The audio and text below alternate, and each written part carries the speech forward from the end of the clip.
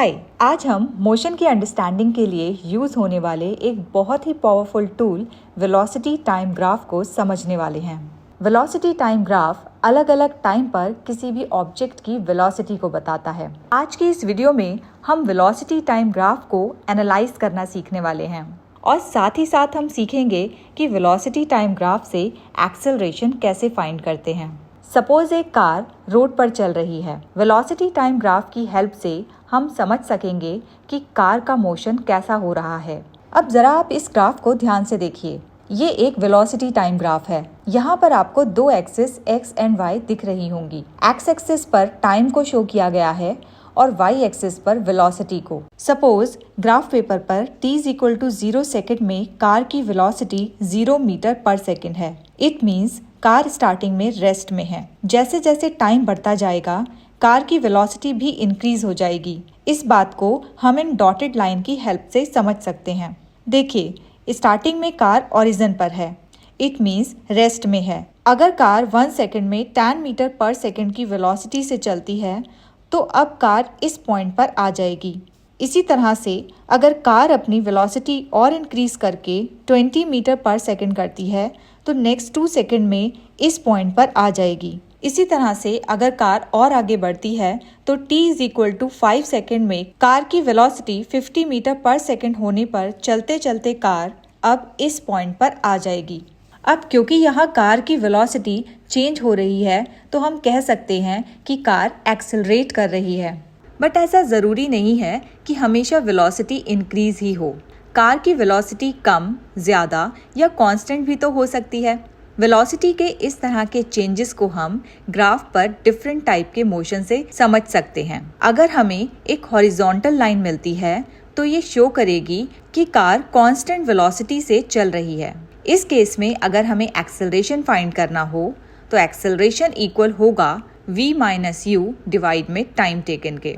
अब क्योंकि इस केस में वेलोसिटी कांस्टेंट है तो v - u की वैल्यू 0 होगी। सो एक्सेलरेशन की फाइनल वैल्यू हमें मिलेगी 0 मीटर पर सेकेंड स्क्वायर। सिमिलरली अगर ग्राफ पेपर पर हमें एक स्ट्रेट लाइन मिलती है जिसका स्लोप अपवर्ड हो तो वो रिप्रेजेंट करेगा कांस्टेंट एक्सेलरेशन को। अब क्योंकि यहाँ ऑब्जेक्ट की स्पीड इंक्रीज हो रही है इसलिए यहाँ एक्सेलरेशन पॉजिटिव होगा। इस केस में अगर हमें दो पॉइंट्स के बीच में एक्सेलरेशन फाइंड करना हो तो हम एक्सेलरेशन का फॉर्मूला यूज करेंगे a = v2 - v1 डिवाइड में t2 - t1। यहाँ v1 v2 t1 t2 दो अलग अलग पॉइंट पर लिए गए वेलोसिटी एंड टाइम हैं।